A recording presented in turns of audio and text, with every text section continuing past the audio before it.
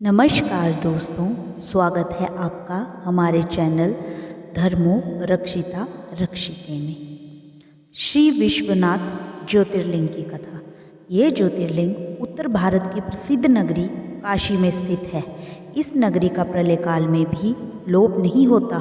उस समय भगवान अपनी वासुभूमि इस पवित्र नगरी को अपने त्रिशूल पर धारण कर लेते हैं और सृष्टि काल आने पर उन्हें यथास्थान रख देते हैं।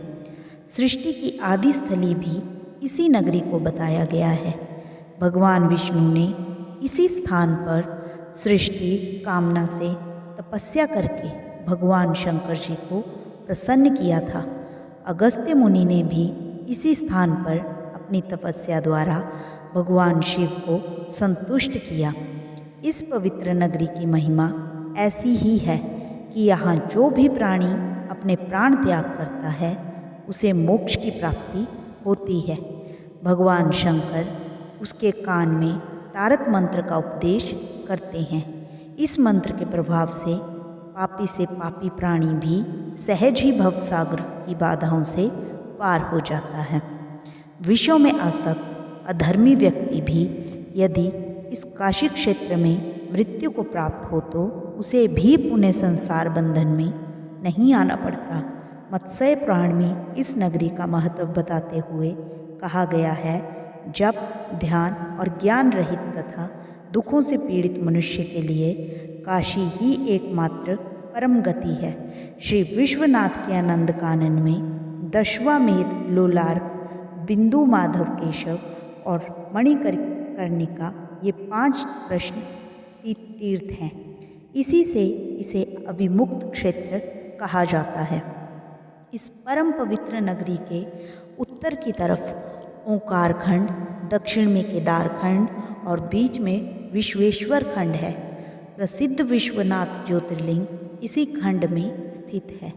भगवान शंकर पार्वती जी से विवाह करके कैलाश पर्वत पर रह रहे थे, लेकिन वहाँ पिता के घर में ही विवाहित जीवन बिताना पार्वती जी को अच्छा ना लगता था।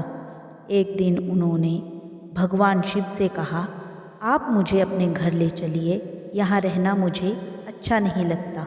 सारी लड़कियाँ शादी के बाद अपने पति के घर रहती हैं, मुझे पिता के घर में ही रहना पड़ रहा है। भगवान शिव ने उनकी ये बात स्वीकार कर ली। माता पार्वती जी को साथ लेकर अपनी पवित्र नगरी काशी में आ गए। यहाँ आकर वो विश्वनाथ ज्योतिर्लिंग के रूप में स्थापित हो गए।